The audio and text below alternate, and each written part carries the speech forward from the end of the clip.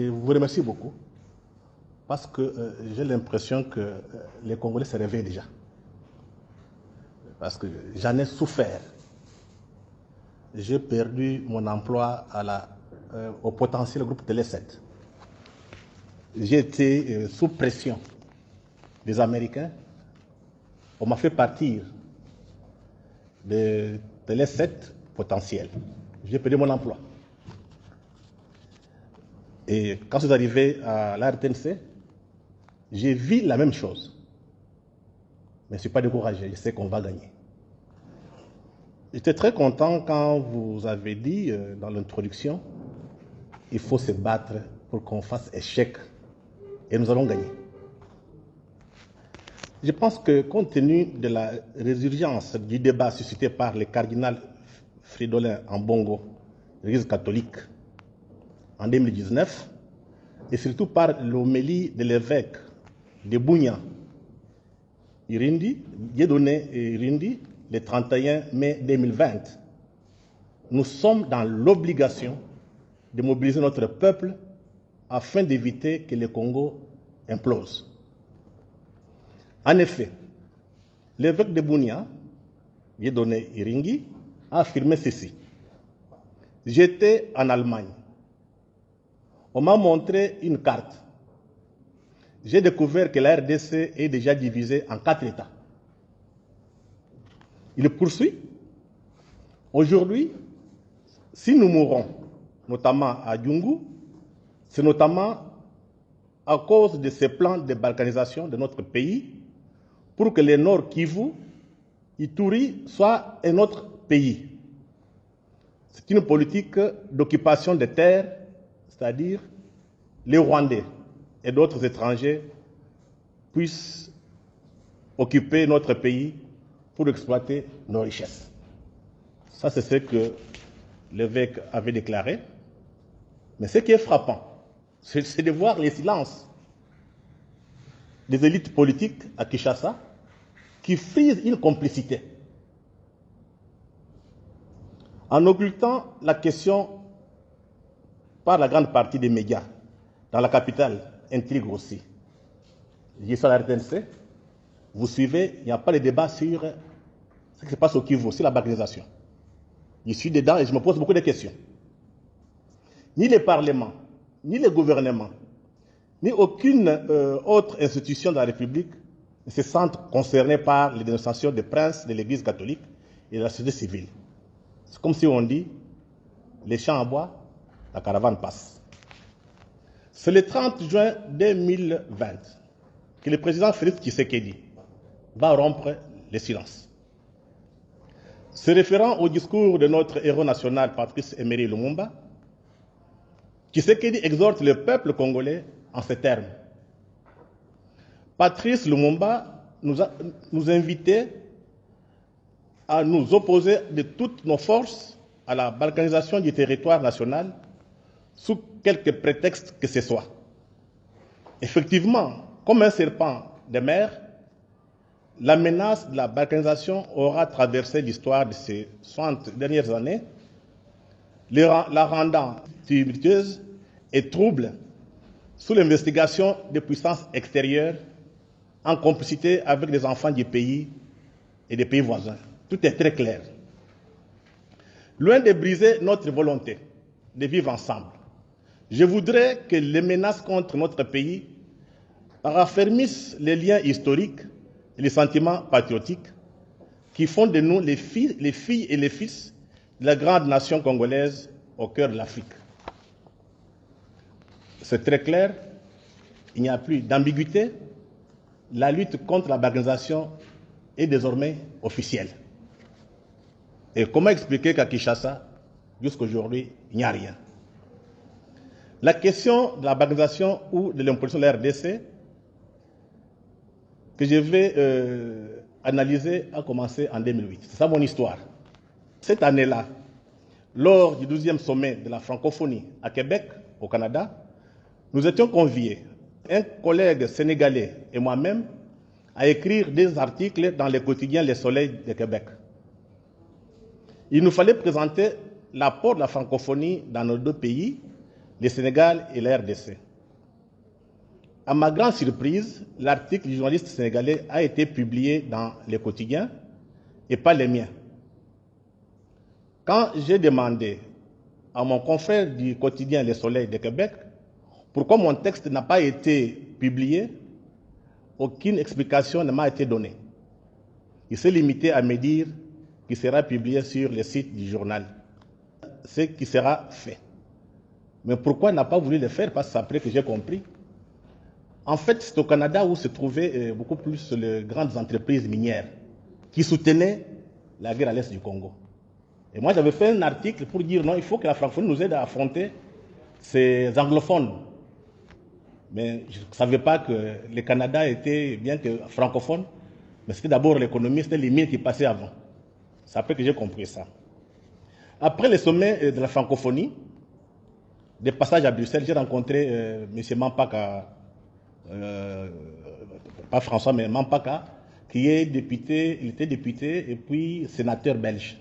Je ne sais pas s'il a fait encore la politique, qui me donne des informations. Il me dit ceci, il y a des informations qui circulent ici à Bruxelles.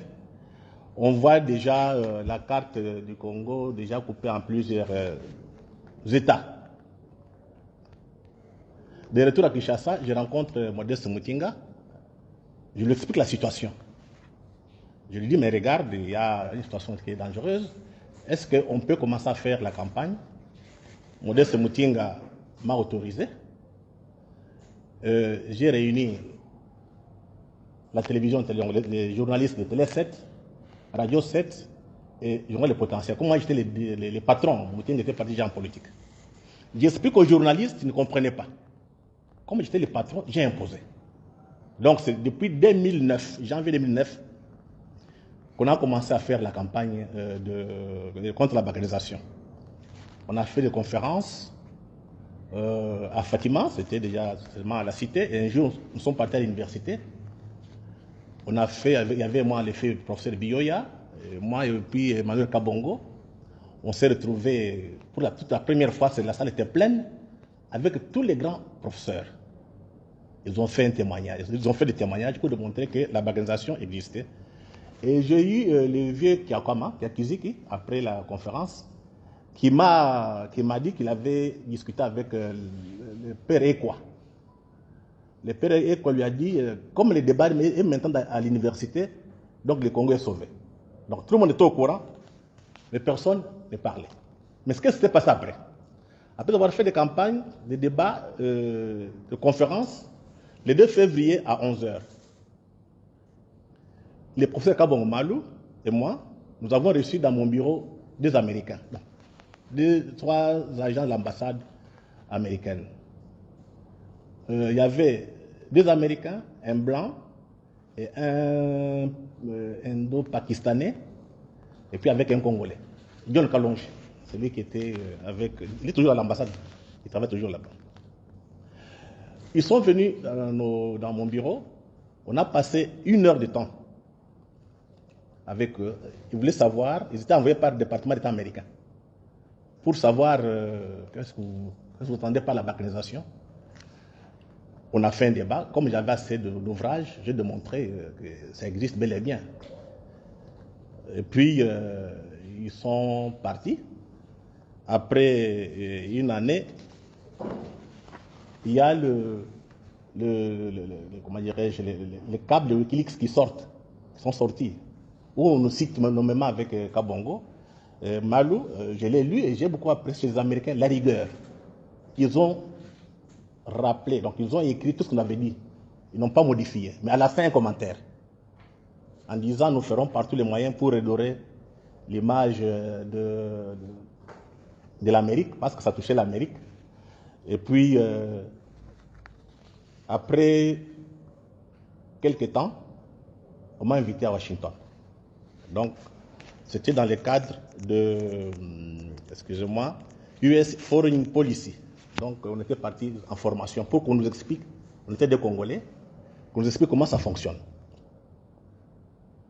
Nous arrivons à Washington, au département d'État. On était 8 Africains et 2 Congolais. On a eu une grande conférence avec ceux qui s'occupent de l'Afrique. Il y avait une femme qui était ici en 2000. Elle s'appelle Catherine. Après avoir discuté, parce qu'on avait publié un livre sur la balkanisation en 2013, je l'ai distribué au département d'État. La dame m'amène de côté, m'appelle de côté, me dit, nous sommes inquiets pour votre pays. Il n'y a pas un leadership qui émerge. Et de là, nous sommes partis au Pentagone, aux Nations Unies. Nous arrivons à Tulane University. C'est vers le sud, à New Orleans, en Louisiane. Cette université, c'est pour, je dirais un peu pour les Blancs, parce qu'il y a trop peu de Noirs qui accèdent, parce que ça coûte trop cher. On a mis 8 Africains devant quelques étudiants blancs. Et puis, on va m'informer que la femme, la professeure qui organisait les débats, était conseillère de Bill Clinton, mais n'a pas voulu s'afficher. Après les débats, on m'a donné 2 Américains, des jeunes chercheurs. On a eu à discuter avec eux sur la balkanisation, sur l'Afrique. Il y a un de New York qui me posait des questions un peu, pas difficiles, mais des questions de fond. Je lui ai expliqué, en citant certains ouvrages de professeurs américains que j'avais lus. Après la discussion, le gars va dire à celle qui traduisait d'anglais en français que je l'ai convaincu. Parce que pour eux, le Congo était trop grand. Il fallait les couper en morceaux. Mais vous savez, la différence entre nous, Africains, nous Noirs, nous Congolais, avec les autres, c'est que l'autre côté, les gens pensent, réfléchissent, ils font des projections. Et généralement, il y a ceux qui pensent et ceux qui agissent. Donc vous avez des penseurs et des acteurs. Chez nous, c'est une confusion qui est totale. Mais qui sont les penseurs de cette balkanisation? Je pense que le prof a parlé de Steven Metz. Je ne veux pas encore y revenir. Donc, tout ce qu'il a dit, c'est correct. Il a parlé de Marina Ottaway. Tout ce qu'il a dit, c'est correct. Mais je vais vous parler d'autres. Le prof n'a pas peut-être cité. En 2009, un article est publié dans un magazine américain, Foreign Policy. Dans cet article, qui est signé par le professeur Jeffrey Herbers, chef de chaire à l'université de Miami, dans l'État de Ohio, et Greg Mills de la fondation Brest, basée en Afrique du Sud, sous le titre « There is not Congo ». Le Congo n'existe pas. Selon les 2 auteurs, il est temps de cesser de prétendre le contraire. Ils invitent la communauté internationale à reconnaître ces faits. Mais ce qui est curieux, c'est la fondation Brest, qui est sud-africaine, qui a financé les forums de l'opposition congolaise au Sénégal, à l'île de Gorée. Oui. Et quand on a réagi, parce que quand on m'a informé, j'avais titré que ces 2 auteurs travaillent contre le Congo, ils sont pour la balkanisation. Ils ont réagi. Mais en dehors de ces 2 auteurs, il y a aussi, en Amérique, il y a quand même des think tanks. Vous savez, des Brookings Institution, je pense que le prof le connaît très bien, qui est tellement proche des démocrates. Brookings Institution a publié un article, Global Poverty dans le cadre du développement de l'Afrique. Pour cette institution, plusieurs causes seraient à la base du retard que connaissent plusieurs pays africains. Il s'agit de l'étendue géographique, de la densité démographique, des ressources naturelles et de la montée du tribalisme. Plus un pays est grand, plus la gouvernance est difficile. L'année de même du nombre élevé de la population. Cette situation se répercute ensuite sur la gestion des ressources naturelles et favorise des conflits interethniques. Les pays tels que le Nigeria, le Soudan, l'Angola, l'RDC sont mis à l'index. Avant qu'on coupe le Soudan, les Américains, l'armée américaine, ils ont une base Africom en Allemagne, à Stuttgart. Quand on discutait avec les Américains, on nous a invités. On était 6 Congolais cette fois-ci. Nous sommes partis là-bas. On a fait une semaine avec les militaires. On a eu à discuter avec un général Kipwad, 4 étoiles, donc c'était un noir. Je vais lui poser une question de savoir, on apprend que vous voulez couper le Congo. C'est avant qu'on coupe le Soudan. Les militaires, le général me dit non, nous, on n'a pas de projet de couper le Congo parce que nous ne sommes pas politiques. Quelque temps après, je pense que le Soudan a été coupé en 2. Donc cela signifie que nous ne sommes pas à l'abri. Le 22 septembre 2012, le quotidien New York Times publiait la nouvelle carte géographique de la planète de demain, avec des États-nations qui naîtront de la nouvelle redistribution des frontières. La nouvelle carte futuriste du monde et l'article qui l'accompagnait sont de Frank Jobs et Parag Khanna. L'article annonce la disparition des faits de certains pays actuels dans le monde, dont le Congo, notre pays. L'analyse des 2 auteurs est basée essentiellement sur la dotation en gisement des ressources naturelles du pays et leurs convoitises extérieures. Déjà en 2006, j'étais à Paris, j'ai rencontré un ami français, journaliste. Il avait lu un livre d'un romancier britannique, anglais, John le Carré. C'est l'un des grands, parce que c'était un ancien agent secret britannique. Et les Français avaient lu les livres. Comme chaque fois quand je partais, je discutais sur la bagation du Congo. Il me l'a acheté, il me l'a envoyé ici. Donc, John le Carré avait publié un roman, des Mission Songs, les chants de la mission, qui parlait beaucoup plus de l'ONU, la MONUSCO ou bien la MONUC dans les temps. Il dit ceci: rien que des théoriciens avant-gardistes, des conservateurs en vue, des sommités de la géopolitique, les genres de types qui se réunissent dans les stations de ski pour décider du destin des nations, ce n'est pas la première fois qu'ils se penchent sur le Congo oriental, et ce qu'ils voient, l'anarchie comme résultat probable des prochaines élections, les Chinois qui grattent à la porte pour rafler toutes les matières premières, alors que faire? Les Congolais n'aiment pas les Américains, et c'est réciproque. De leur côté, les Rwandais méprisent les Congolais. Ils sont disciplinés et surtout efficaces. Alors, le plan américain, c'est consolider la présence économique et commerciale du Rwanda au Congo oriental jusqu'à le rendre incontournable. Ce qu'ils veulent concrètement, c'est une annexion en douceur. Ils comptent sur un coup de la CIA. Il y a eu les rapports des experts des Nations Unies publiés en 2012, des experts, mais curieusement, quand on a amené le document aux Nations Unies, cette dame, Susan Rice, ça sont ses mémoires, elle vient de publier en 2019. Elle s'est opposée.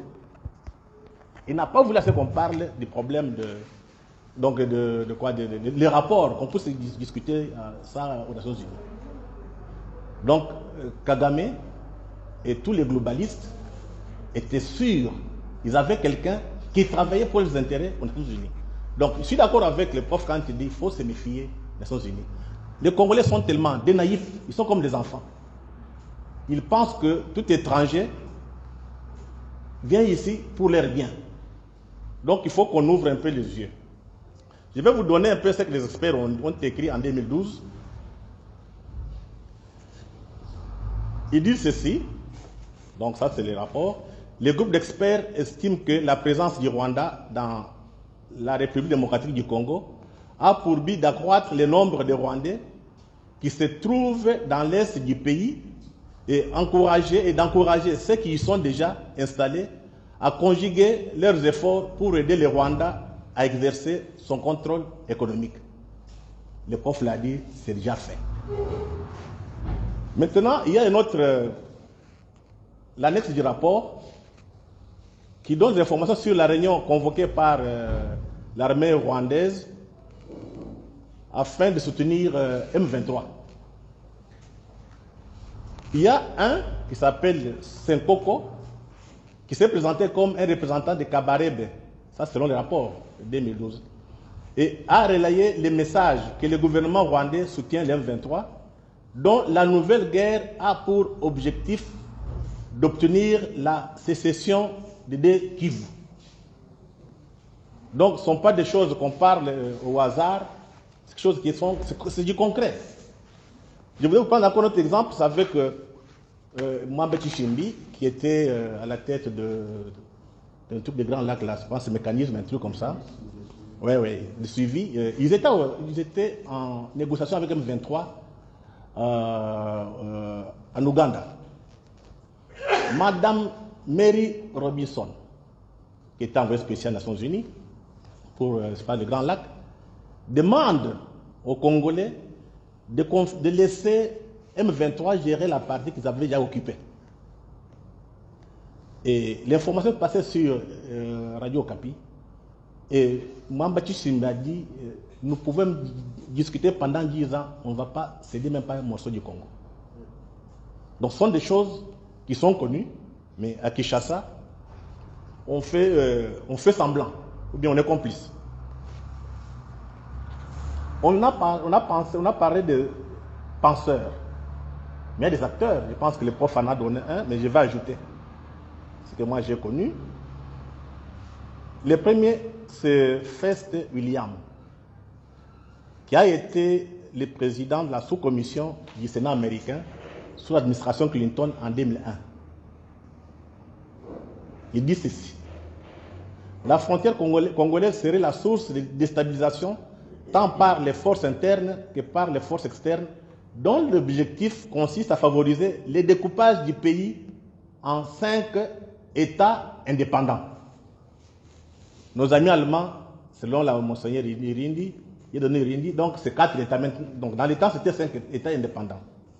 Les Kivu-Maniema, les Kasaï, les Chaba, la province orientale et l'Équateur, les Bandundu et les Bas-Congo. Ça, c'est officiel. Deuxième porteur du projet, c'est celui que vous connaissez très bien, c'est l'ambassadeur Cohen, un lobbyiste de son État. L'ambassadeur Cohen a proposé en 2008, avant la prise de fonction du président Barack Obama, un plan pour résoudre une question pour tous les conflits à l'est de l'RDC. 3 ans après, il précise ses idées dans une interview accordée à un journaliste congolais du site 00243, c'est l'actuel patron de la presse présidentielle, M. Lwakabwanga.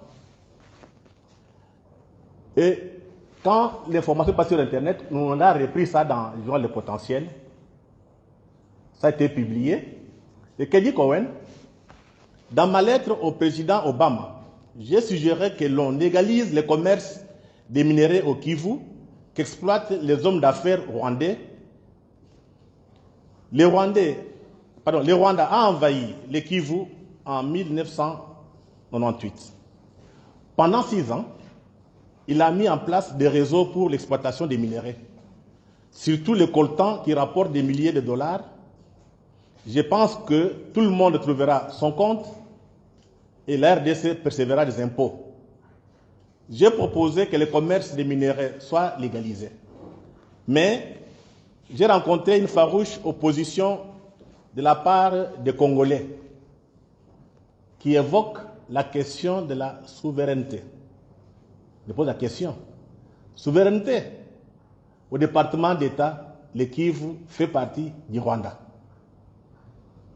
Nous publions l'interview de Cohen. L'ambassade américaine a réagi. Mais comme chez eux, notre culture, ils ne sont pas habitués à demander des comptes aux journalistes. Donc on a discuté avec eux. Un jour, il y a une conférence de presse, j'ai envoyé un journaliste pour poser la question. C'est ce que Cohen a dit. Et l'ambassadeur, les diplomates qui étaient sur place, il a dit que les propos de Cohen n'engagent pas l'État américain, ce qui est vrai. Parce que Cohen était un lobbyiste. Maintenant, dans ce qu'il avait donné comme droit de réponse, Cohen écrit encore ceci. Je demande aux amis congolais de ne pas chercher midi à 14 h avec des débats juridiques inutiles. Il faut plutôt qu'ils cherchent des solutions sur le terrain. Je pense que ce qui se passe actuellement dans l'Est du Congo, c'est très clair. Et surtout que Rwandair a mis ses vols sur Kinshasa, on se pose la question. Au Rwanda, on ne vend qu'il n'y a que de bananes. Comment est-ce qu'on peut mettre des avions qui doivent faire, comment on appelle ici, qui doivent faire Goma, Bukavu, jusqu'à Kinshasa. Pas normal. Et j'ai eu à faire une émission dans une télévision ici à Kinshasa pour dénoncer. Parce que les Rwandais, Kagame, avec tous les globalistes, pour le moment, tous les globalistes, tous les hommes d'affaires, ce qu'on appelle les mondialistes, ils sont à Kigali. C'est eux qui ont financé la guerre de la FDL. Maintenant, ils sont en difficulté avec Trump. Trump n'est pas dans leur logique. Donc c'est là où vous voyez maintenant que la situation du Congo, c'est que le prof a dit, est presque un peu en équilibre. Mais ils ont changé de stratégie. Tuer les Congolais, les déplacer des frontières et placer des populations rwandaises et d'autres populations. Tout est très clair. On ne sait pas ce que ça va donner. Le troisième porteur du projet de l'implosion, à part Cohen, c'est Johnny Carson. Johnny Carson, c'était un noir américain. Il était ancien secrétaire d'État aux affaires africaines sous le mandat du président Obama, quand Susanna Rice était aux Nations Unies. Il a été invité par Brookings Institution au mois de février 2013 pour parler de la crise en RDC. Et devant le think tank, Johnny Carson dit ceci. La seule manière de procéder à la division du Congo, de résoudre la crise, consiste à adopter une solution subtile bénéficiant de l'appui de la communauté internationale. Cette solution miracle, selon lui, est celle que les Nations Unies ont expérimentée en Yougoslavie, en Europe et au Sud-Soudan. Nous sommes parvenus à une telle solution pour mettre un terme au conflit dans l'ex-Yougoslavie par le biais des accords d'Ayton. Nous avons réussi à mettre un terme à la plus longue guerre civile qu'a connue l'Afrique, le conflit au Soudan, grâce à l'accord de paix global négocié par les États membres de l'IGAD et appuyé par les États-Unis d'Amérique, la Norvège et la Grande-Bretagne. Résultat, vous savez, la Yougoslavie a implosé et le Soudan est coupé en deux. Mais vous allez comprendre que ce qui nous arrive, ça a été très bien monté. Et qu'est-ce qu'on fait? On casse le pouvoir à Kinshasa. Nous sommes infiltrés. Il ne faudrait plus encore mâcher des mots. Il y a des gens qu'on a placés au niveau, sur des places stratégiques. Quand on veut prendre une bonne question, une bonne décision pour le Congo, ces gens sabotent.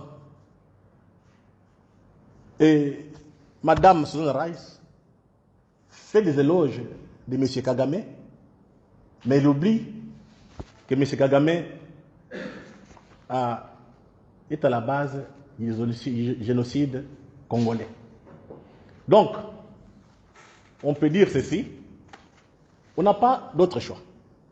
La première chose à faire, il faut réfléchir. Il faut travailler. Il faut relire l'histoire. Ça, c'est au niveau de la pensée.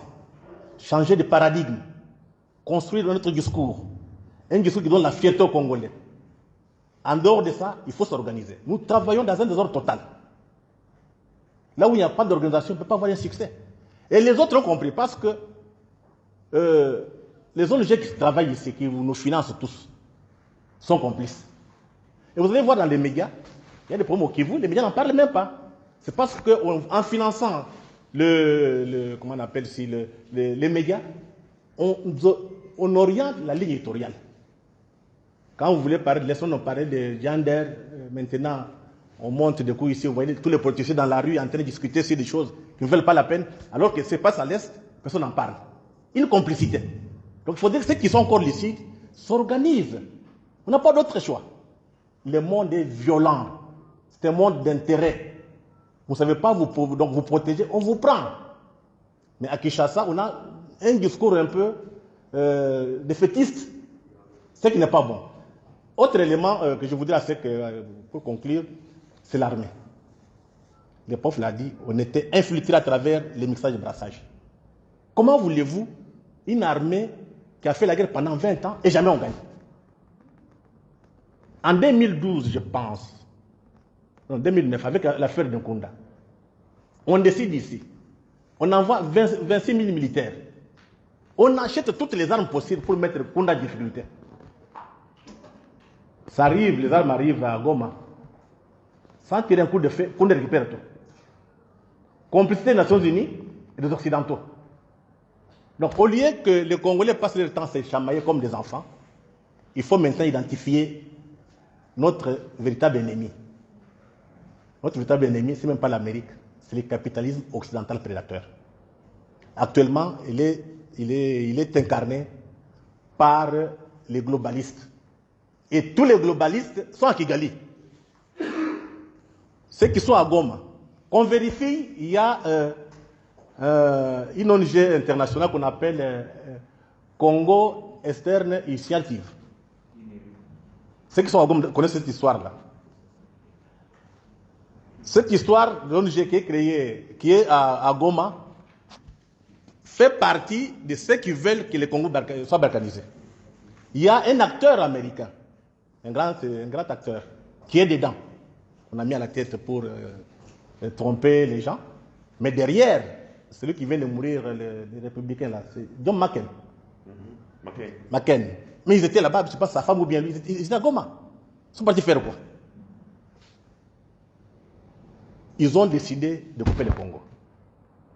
On n'a pas d'autre choix. Et ça, je parle aux églises. Quand on vous donne l'argent, on vous finance, que ce soit les Allemands ou les Américains, il faut avoir un discours clair envers ces gens-là. Tout l'argent qu'ils nous donnent, c'est pour nous divertir. On va se lever le matin, le Congo est parti. Deuxième chose, les intellectuels. Tu vois que le prof parle, on est menacé, mais on n'a pas d'autre choix. Ce sont les intellectuels congolais qui doivent faire du travail avec la presse. Parce que si vous faites des histoires, les gens ne sont pas au courant, ça ne sert à rien. Il faut maintenant savoir communiquer. En s'en communiquant, on peut mobiliser notre peuple au lieu de faire des marches qu'on fait dans la rue pour des petits postes. C'est demander à 5 millions de Congolais dans la rue pour réclamer notre indépendance et le contrôle de l'Est. Comme la plupart des gens sont financés, infiltrés par les Occidentaux, regardez, on nous oriente le discours. Autre chose, c'est l'armée, il faut nettoyer. Ça, c'est à nous de demander des comptes. On sait qui est qui.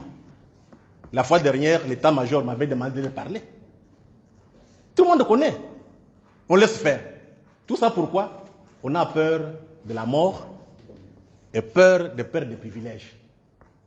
Moi, j'ai toujours dit, Lumumba, il avait quel âge? Il n'avait pas fait l'université. Il est mort pour ce pays. Mouzé Kabila, à qui on avait demandé de jouer les jeux de la balkanisation. Il a refusé. Et Mouzé Kabila a dit à M. Yana, qui est un ami, 3 jours avant son assassinat. Yana dit à Yana, on lui demande des choses qu'il ne peut pas faire. Je sais que c'est la balkanisation. Il dit, je ne peux pas faire ça. Mais vous, je préfère mourir. Vous qui restez, continuer la lutte. Je pense que le moment est arrivé de nous battre, de laisser ces pays puissants, ces pays forts, pour mettre l'Afrique debout. Et aussi donner quand même l'image, redorer l'image des Noirs toujours inférieure. Le fond du problème est que les Noirs ne méritent pas ça. Et quand vous parlez avec des Blancs, il faut leur dire ça. Il ne faut pas avoir peur. Mais pas avec émotion, mais avec des documents, avec des arguments. Donc c'est à nous maintenant de nous défendre. On n'a pas besoin qu'on attende la MONUSCO, qu'on attende l'Union européenne, qu'on attende les Américains. Ils vont comprendre quand on va construire un rapport de force. Un rapport de force intellectuel et militaire. Et quand on aura des médias qui doivent commencer à mobiliser à l'interne, mais aussi sur le plan international. Parce que j'ai fait beaucoup de voyages, on ne sait pas ce qui se passe au Congo. On a tout verrouillé. Donc c'est à nous de nous mettre d'accord. Qu'est-ce qu'on peut faire? Et par là, je pense qu'aujourd'hui, tout est pourri, sauf les églises. Donc on peut encore espérer. Je vous remercie.